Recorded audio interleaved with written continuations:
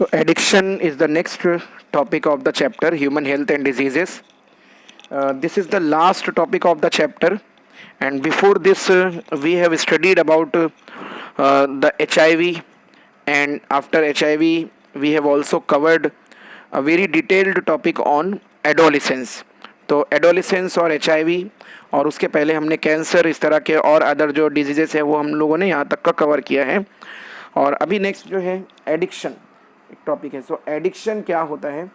Addiction जो है it is a condition where a particular type of substance inorganic और organic, कोई ऐसा सब्सटेंस जो ऑर्गेनिक या इनऑर्गेनिक हो, उस सब्सटेंस के ऊपर जो है ह्यूमन बीइंग वो डिपेंड हो जाता है और उसका जो है वो कंपल्सिव यूज़ करना स्टार्ट कर देता है.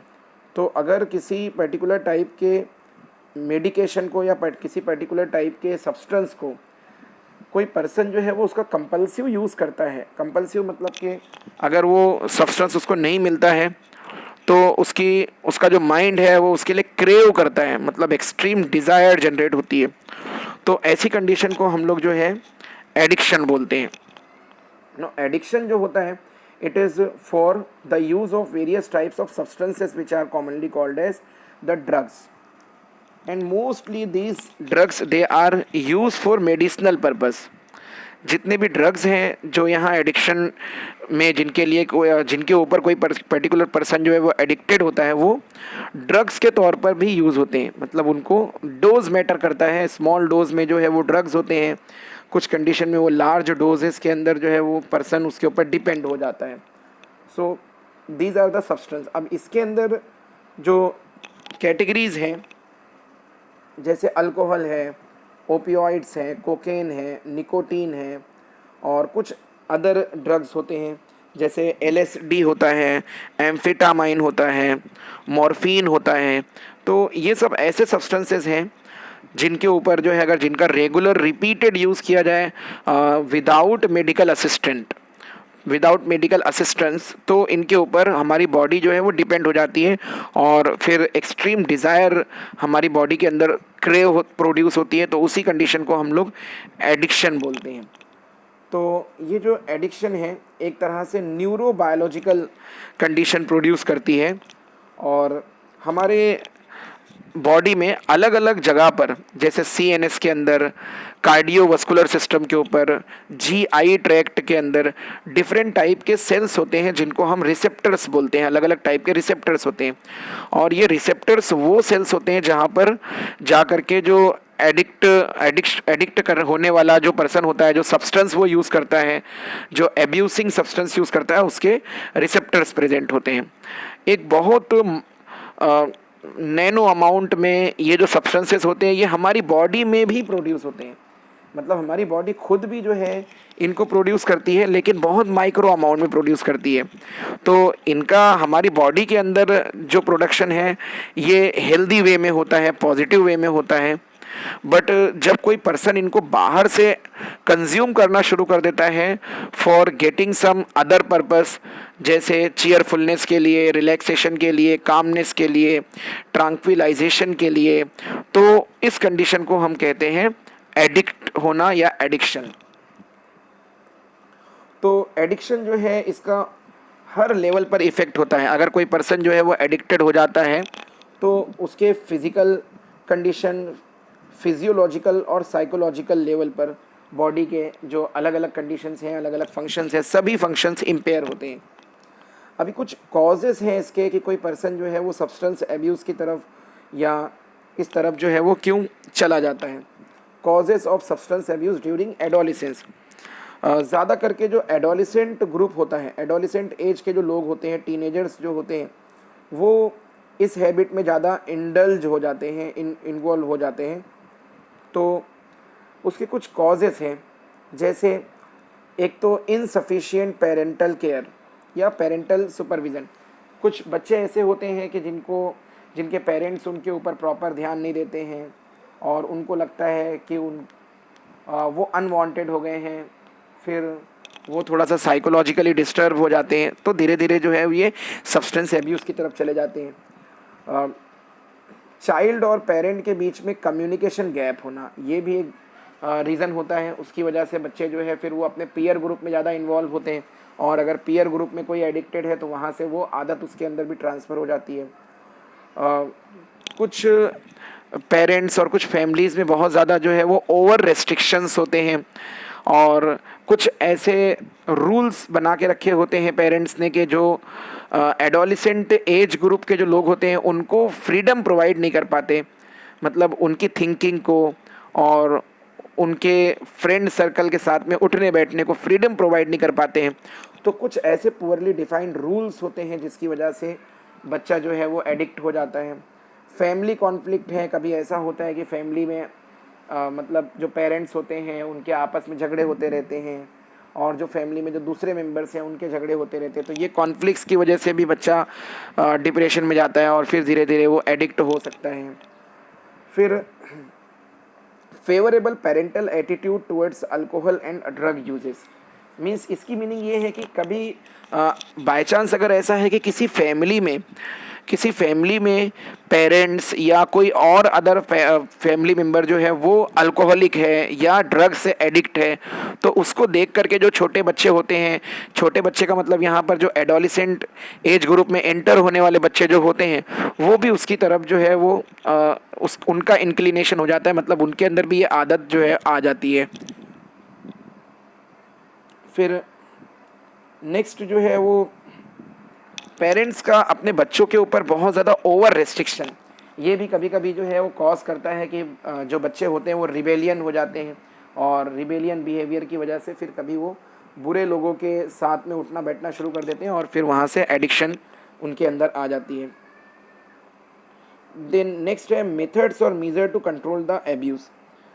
सो प्रिवेंट करवाना, पेरेंट्स का अपने बच्चों से हेल्दी कम्युनिकेशन रखना, अनड्यू पीयर प्रेशर नहीं होना, मतलब बच्चा जो है वो बच्चा जो उसकी खुद की परफॉर्मेंस है उसको ही मोटिवेट करना, उसके ऊपर जो है वो ज़्यादा प्रेशर नहीं डालना, चाहे वो कोई भी चीज़ हो, स्टडीज़ को लेकर के हो, स्पोर्ट्स को लेकर के हो, या कि अदर लाइफ एक्टिविटीज़ को हो।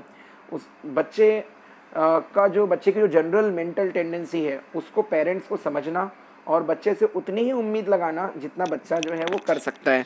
तो ये इसकी वजह से बच्चे को भी ये रहेगा कि हाँ मेरे पेरेंट्स मेरे को समझते हैं, तो फिर जो है वो उनसे कम्युनिकेट करेगा, फ्रीली कम्युनिकेट करेगा, वो उनसे डरेगा नहीं, कोई बात छुपाएगा नहीं। तो ये सारी चीज़ें इसमें आ जाती हैं।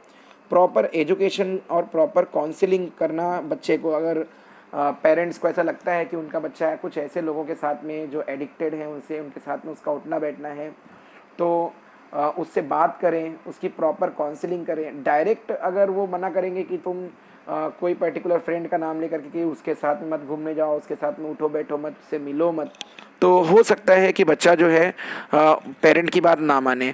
तो धीरे धीरे जो है पेरेंट्स को यहाँ पर ये चाहिए कि साइकोलॉजिकली बच्चे को काउंसिल करें और उसको एजुकेट करें, उसको आइडिया से बताएं कि ड्रग एब्यूज़ क्या होता है और इसके हार्मफुल इफ़ेक्ट्स क्या होते हैं बॉडी के ऊपर, ये सारी चीज़ें। तो इससे जो है बच्चा इन चीज़ों में इंडल्ज नहीं होगा। नेक्स्ट, जो ड्रग एब्यूज़ हैं उसके अंदर में उसके अलग अलग टाइप्स हैं।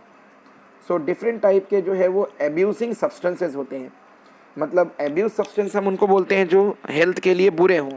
तो इसके अंदर कैटेगरीज हैं, जैसे पहली कैटेगरी जो है ये है ओपियोइड की कैटेगरी। आपको जो भी कैटेगरी है उसका सोर्स याद रखना है कि कहाँ से उसको निकालते हैं और उसका केमिकल नेचर। जैसे ओपियोइड्स जो होते हैं ये इनके जो रिसेप्टर्स होते हैं ये हमारी बॉडी के सेंट्रल नर्वस सिस्टम में प्रेजेंट होते हैं और गैस्ट्रो इंटेस्टाइनल ट्रैक्ट पे, मतलब जीआई ट्रैक्ट मतलब इंटेस्टाइन, तो इंटेस्टाइन में और ब्रेन और स्पाइनल कॉर्ड, ये इतने ऑर्गन्स में इनके रिसेप्टर्स प्रेजेंट रहते हैं। फिर इसकी कॉमन एग्जांपल जो है वो हेरोइन है, और या कि इसको स्मैक भी बोला जाता है। और केमिकली इसका जो केमिकल नेम है वो है डाई एसिटिल मॉर्फिन। सो डाई एसिटिल मॉर्फिन इसको ऑब्टेन करते हैं पॉपी प्लांट से। पॉपी प्लांट साइंटिफिक नेम है उसका Papaver somniferum. Poppy common name है उसका खसखस, जो खसखस का प्लांट होता है वहाँ से इसको ऑब्टेन करते हैं। और इसका जो इफ़ेक्ट होता है बॉडी के ऊपर वो होता है डिप्रेसेंट इफेक्ट। तो ये जो बॉडी की एक्टिविटीज़ होती हैं उनको स्लो डाउन करता है और बॉडी को और ब्रेन को जो है वो डिप्रेशन इफेक्ट में लेके जाता है। नेक्स्ट, जो दूसरा एब्यूजिंग सब्सटेंस है इट इज़ द कैनाबिनॉइड्स। तो कैनाबिनॉइड जो है इसको ऑब्टेन करते हैं कैनाबिस सेटिवा नाम के प्लांट से, कैनाबिस सेटिवा। और इसका जो इफ़ेक्ट होता है वो होता है कार्डियोवास्कुलर सिस्टम, मतलब अपने हार्ट और ब्लड वेसल्स के ऊपर। तो ये ब्लड वेसल्स को डायलेट करता है। इसको ऑब्टेन किया जाता है इन्फ्लोरेसेंस यानी फ्लावर से।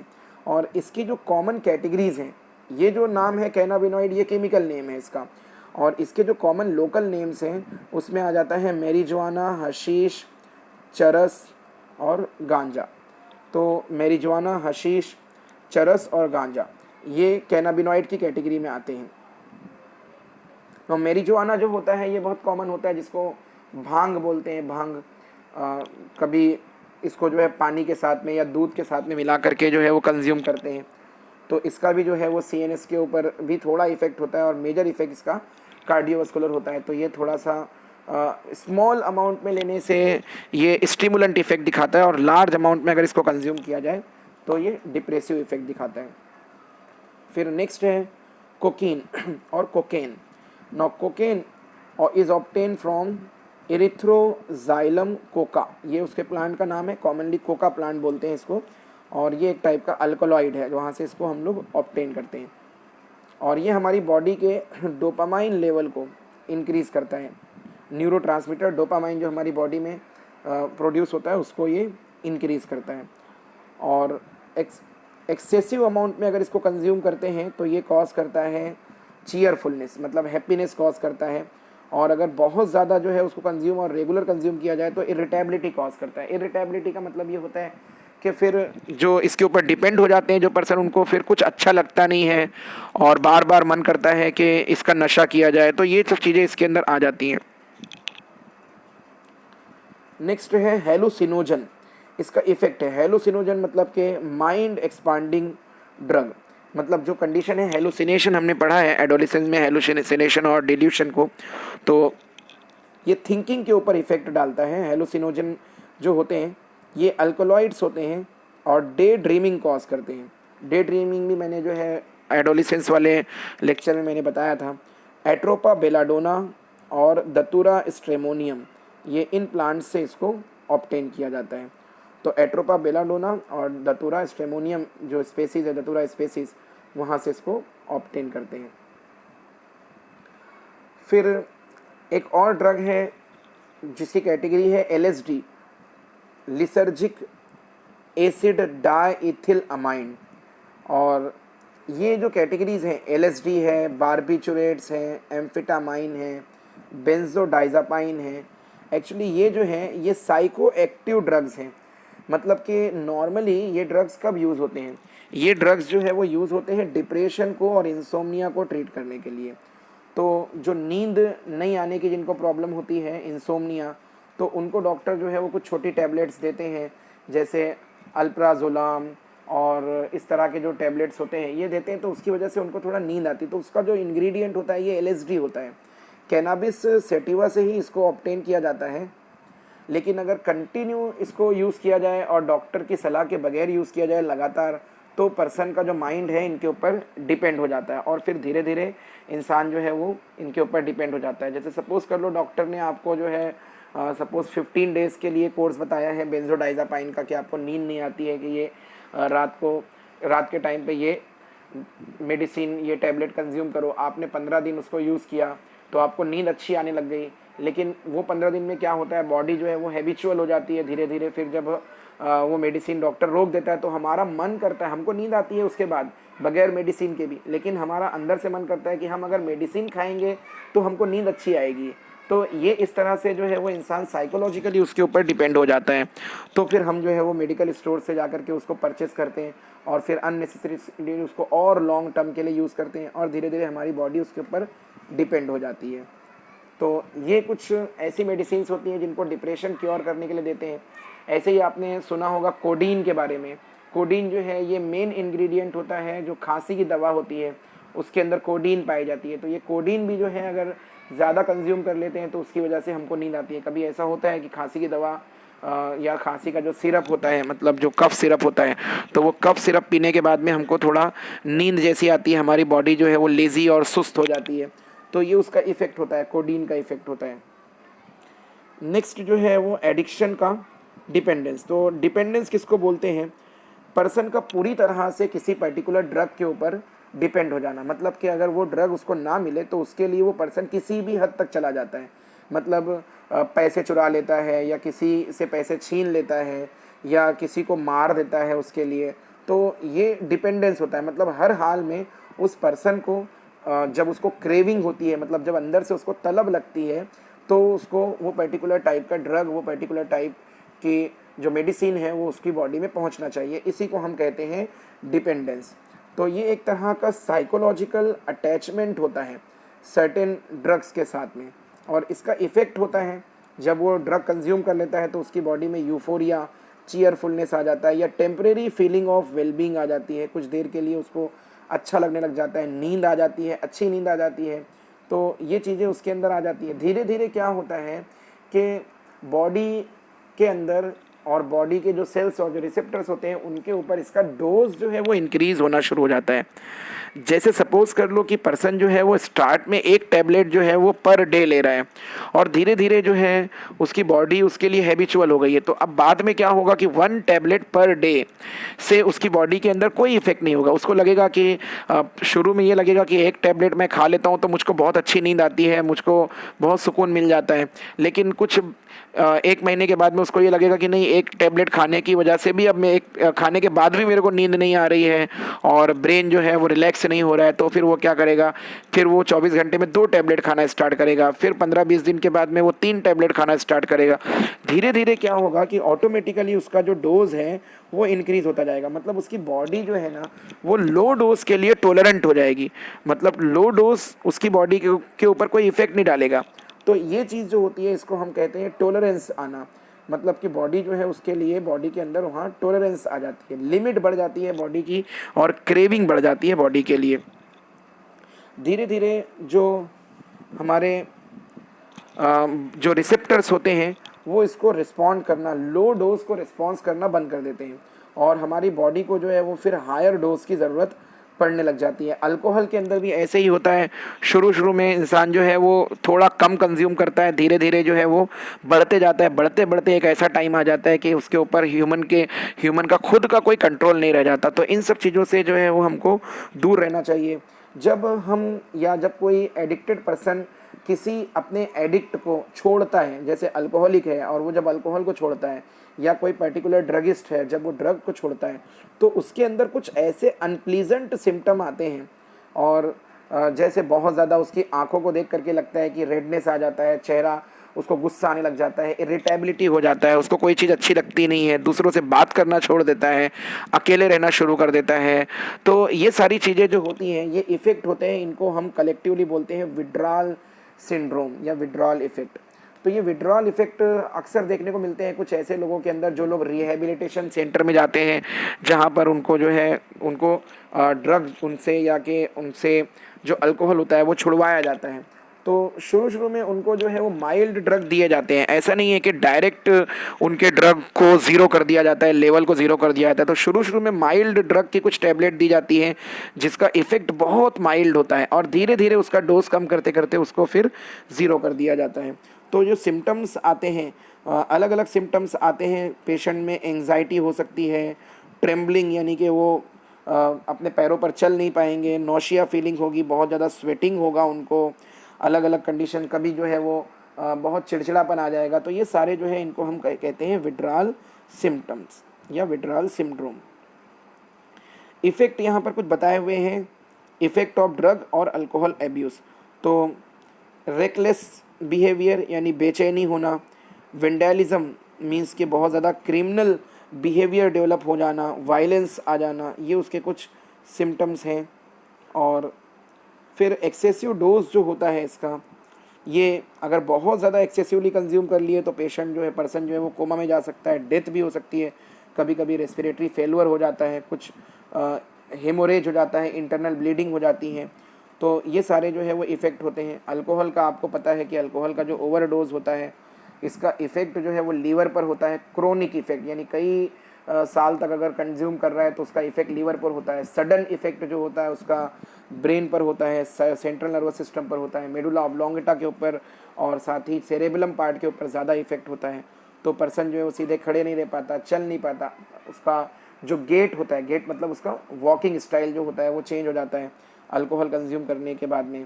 तो ये सारे जो है वो इफ़ेक्ट होते हैं। एग्रेसिव बिहेवियर डेवलप हो जाता है, मतलब पर्सन जो है वो बहुत ज़्यादा एग्रेसिव, गुस्सा उसको बहुत जल्दी आता है और अपने आप को आइसोलेट कर लेता है, अलग कर लेता है, डिप्रेशन में आ जाता है। ये सारे जो है कॉमन जनरल कंडीशंस हैं इसके अंदर कि अगर किसी को अल्कोहल का अगर कोई एडिक्ट है और उसको ऑन टाइम उसका अगर उसको सब्सटेंस ना मिल पाए तो फिर फैमिली कन्फ्लिक्ट्स भी आ जाते हैं अल्कोहल कंज्यूम करने की वजह से। और बहुत सारे जो ड्रगिस्ट होते हैं वो आपने सुना होगा या देखा होगा कि वो लोग जो है ड्रग को इंजेक्ट करते हैं, इंट्रावेनसली इंजेक्ट करते हैं, मतलब ओरल तो कंज्यूम करते ही हैं, अलग अलग तरीके से कंज्यूम करते हैं। जैसे स्नॉर्टिंग करते हैं, स्नॉर्टिंग मतलब उसको नाक से सूंघते हैं और स्नॉट करते हैं ऊपर की सांस लेके, या कि उसको ओरली कंज्यूम करते हैं, उसको खाते हैं, या कि किसी मेडिसिन के साथ में मिला करके उसको कंज्यूम करते हैं, या उसका स्मोक करते हैं। तो ये सब इसमें डायरेक्ट, और कभी जो है इसको डायरेक्ट वेन के अंदर इंजेक्ट करते हैं सिरिंज और नीडल के थ्रू। तो समटाइम ऐसा होता है कि वो लोग जो है सेम सिरिंज और सेम नीडल जो है वो बहुत सारे लोग यूज़ करते हैं। कभी ऐसा है कि बाय चांस उसमें से कोई HIV पॉजिटिव है तो फिर बहुत सारे लोगों को वो डिजीज़ स्प्रेड हो जाती है। तो ड्रगिस्ट के अंदर ये चीज़ देखने को मिलती है। अगर क्रोनिक यूज़ कर रहे हैं, क्रोनिक यानी बहुत लॉन्ग टर्म, ज़्यादा दिनों के लिए, कई साल तक का जो है वो ड्रग और अल्कोहल कंज्यूम करने वाला जो पर्सन है उसको लीवर का सिरोसिस हो जाता है। मतलब लीवर के अंदर उसके जो है वो सिरोसिस की मीनिंग होती है लीवर पे जख्म आ जाता है, मतलब लीवर के अंदर ही जो है वो इंजरी होना स्टार्ट हो जाती है। तो उस कंडीशन को लीवर सिरोसिस कहते हैं।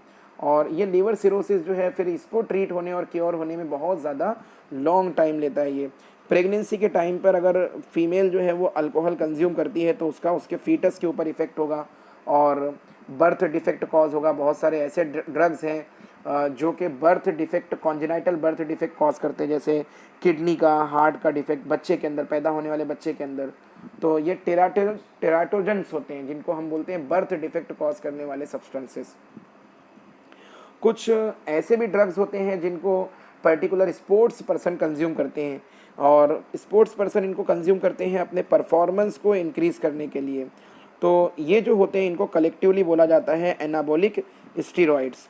तो ये एनाबॉलिक स्टीरॉइड्स जो है वो मेल और फीमेल दोनों ही जो है वो कंज्यूम करते हैं। ज़्यादा करके जो स्पोर्ट्स पर्सन होते हैं वो इनको कंज्यूम करते हैं। तो इसका जो इफ़ेक्ट होता है एनाबॉलिक स्टीरॉइड्स का, ये बहुत वाइड इफ़ेक्ट होता है। मेल फीमेल दोनों के अंदर अलग अलग टाइप के इफ़ेक्ट होते हैं। मूड स्विंग होना, डिप्रेशन आना, फीमेल्स के अंदर जो मेंस्ट्रुअल साइकिल है, मतलब जो उनकी MC है वो डिस्टर्ब हो जाती है। फिर बॉडी के ऊपर, फेस के ऊपर एक्सेसिव ग्रोथ, हेयर ग्रोथ हो जाना। जैसे इसके अंदर कभी कभी ऐसा हो जाता है कि फीमेल्स को जो है वो माउस्टेच और बियर्ड ग्रो होना स्टार्ट हो जाते हैं, तो जिसको जो है वो विरिलिज्म कहते हैं इस कंडीशन को। इनलार्जमेंट ऑफ क्लाइटोरिस, क्लाइटोरिस एक रिप्रोडक्टिव सिस्टम का पार्ट होता है, एक्सटर्नल जेनाइटेलिया का पार्ट होता है, उसका इनलार्जमेंट हो जाना। वॉइस जो है उसकी डीपनिंग हो जाना, वॉइस जो है बहुत डीप हो जाती है या कि बहुत ज़्यादा जो है बैठ जाती है आवाज़। ये सब कंडीशन मेल्स के अंदर कभी कभी जो है इसमें बहुत ख़तरनाक सिम्टम्स आते हैं। जैसे मेल्स के अंदर गायनेकोमेस्टिया देखने को मिलता है, मतलब मेल्स के अंदर ब्रेस्ट डेवलपमेंट स्टार्ट हो जाता है, एक्ने आना, पिंपल्स आ जाना, एग्रेसिव बिहेवियर हो जाना यानी गुस्सा बहुत ज़्यादा आना, मूड स्विंग होना, डिप्रेशन होना, और टेस्टिस की साइज़ रिड्यूस हो जाती है। जो रिप्रोडक्टिव प्राइमरी रिप्रोडक्टिव ऑर्गन है जहाँ पर स्पर्म्स बनते हैं उनकी साइज़ रिड्यूस हो जाती है, तो उसकी वजह से स्पर्म काउंट कम हो जाता है। तो स्पर्म प्रोडक्शन कम होने की वजह से बाद में इनफर्टिलिटी आ जाती है। यानी ऐसे पर्सन जो बहुत ज़्यादा एनाबॉलिक स्टीरॉयड को यूज़ करते हैं, तो ऐसे जो मेल्स होते हैं वो फादर नहीं बन सकते। ऐसी फीमेल्स जो होती हैं वो कंसीव नहीं कर सकती, उनका मेंस्ट्रुअल साइकिल डिस्टर्ब होने की वजह से उनका ओव्यूलेशन पैटर्न चेंज हो जाना। तो ये सारे इफ़ेक्ट इनडायरेक्टली जो है वो फर्टिलिटी को अफेक्ट करते हैं। ब्रेस्ट जो है मेल्स के अंदर ब्रेस्ट का इनलार्जमेंट हो जाना और बाल झड़ जाना, प्री मैच्योर बॉल्डनेस हो जाना। फिर प्रोस्टेट ग्लैंड के ऊपर इसका इफेक्ट होता है, कुछ कंडीशन में प्रोस्टेट ग्लैंड्स की साइज़ जो है वो रिड्यूस हो जाती है। तो ये सारे इफ़ेक्ट होते हैं जिनको हम एनाबोलिक स्टेरॉइड के इफ़ेक्ट्स को कहते हैं, ज़्यादा करके ये स्पोर्ट्स पर्सन यूज़ करते हैं। तो यहाँ तक के जो है इसमें एक छोटा टॉपिक और आखिरी का रिमेन है, वो है प्रिवेंशन एंड कंट्रोल। इसको हम कैसे प्रिवेंट करें, कंट्रोल करें, मतलब ये एडिक्शन को कैसे कंट्रोल करें। कंट्रोल करना इसके लिए बहुत ज़रूरी है, क्योंकि एक बार जो है पर्सन जब इसमें इंडल्ज हो जाता है, जब इसकी तरफ चला जाता है, तो उसको वहाँ से वापस लाना बहुत मुश्किल हो जाता है। विड्रॉल सिम्टम्स भी आना शुरू हो जाते हैं। तो इसके लिए प्रिवेंशन जो है, it is better than cure, जो पुरानी कहावत है। ऐसे पर्सन जो लोग अल्कोहल कंज्यूम करते हैं, जो लोग स्मोकर्स हैं, उनके साथ में उठना बैठना नहीं, उनके साथ में मिलना जुलना बंद कर देना चाहिए, मतलब उनके साथ में कांटेक्ट नहीं रखना चाहिए। अगर वो हमको जो है वो एक्साइट करते हैं, प्रोमोट करते हैं, तो हमको खुद से ये सोचना चाहिए कि नहीं, ये चीज़ गलत है, ये बुरी है। तो यंग एज में हमको सोचना चाहिए, हम इतना सोच नहीं पाते हैं। यहाँ रिस्पॉन्सिबिलिटी जो होती है वो हमारे पेरेंट्स की होती है, कि पेरेंट्स जो है वो प्रॉपर अपने बच्चों की केयर करें, वो ये देखें कि हमारा बच्चा कोई एडिक्टेड पर्सन के साथ में मिलता जुलता तो नहीं है, उसका फ्रेंड सर्कल कैसा है, उसके फ्रेंड्स में कोई स्मोकर तो नहीं है, उसके फ्रेंड्स में कोई अल्कोहल कंज्यूम करने वाला या कोई ड्रग कंज्यूम करने वाला तो नहीं है। ये सारी चीज़ें जो है वो पेरेंट्स की रिस्पॉन्सिबिलिटी में आती हैं, कि पेरेंट्स अपने बच्चों के ऊपर इस तरह से नज़र रखें, बच्चे को ना मालूम होने दें, लेकिन फिर भी उसके सर्कल, उसके फ्रेंड सर्कल के ऊपर नज़र रखें। और ये सारी चीज़ें जो है ये प्रिवेंशन में बहुत अच्छी होंगी। अगर कुछ ऐसे डेंजरस साइंस एंड सिम्टम अपने बच्चे में नज़र आते हैं, तो इनिशियल स्टेज में ही उसकी काउंसलिंग करें, खुद से काउंसलिंग करें। अगर खुद से काउंसलिंग नहीं कर सकते हैं, तो फिर उसको जो है वो कोई साइकेट्रिस्ट के पास में ले जा कर के काउंसलिंग करवाई जाए। तो जितना इनिशियल स्टेज में काउंसलिंग हो जाएगी, उतना आसानी से जो है उस तरफ बच्चा जो है वो एडिक्ट होने से बच जाएगा। तो ये सारे इसके प्रिवेंशन में आ जाते हैं। तो ये अपना जो चैप्टर है हमारा, ये यहाँ पर एकदम कंप्लीट हो गया, पूरा चैप्टर कंप्लीट हो गया, ह्यूमन हेल्थ एंड डिजीज़। तो अब तक के हम लोगों ने जो है वो 2 चैप्टर कंप्लीट कर लिए हैं। एक first chapter reproduction in higher and lower plant, और एक ये चैप्टर हमने कंप्लीट किया है। काफ़ी बड़ा चैप्टर है, दोनों ही बहुत बड़े चैप्टर्स हैं। और इसमें से फर्स्ट वाला जो चैप्टर है उसका वेटेज भी बहुत अच्छा है, हर साल वेटेज अच्छा रहा है। इस चैप्टर का वेटेज लास्ट ईयर कम था, अब न्यू वेटेज आएगा तो मालूम पड़ेगा कि इसका वेटेज कितना है। So in this way we have completed our 2 chapters. 2 chapters हमारे कंप्लीट हो गए हैं। आप इसके जो है वो नोट्स थोड़े बहुत बनाएं। नोट्स इस तरह से बनाएं कि मेन पॉइंट्स जो हैं वो आप लिख लें, और फिर उन्हीं पॉइंट्स को जो है वो याद करें, रिपीटेड टाइम उसकी प्रैक्टिस करें, तो आपको बहुत आसानी से ये चैप्टर जो है वो लर्न हो जाएगा। तो यहाँ पर हम लोग जो है ये अपना लेक्चर कंक्लूड करते हैं।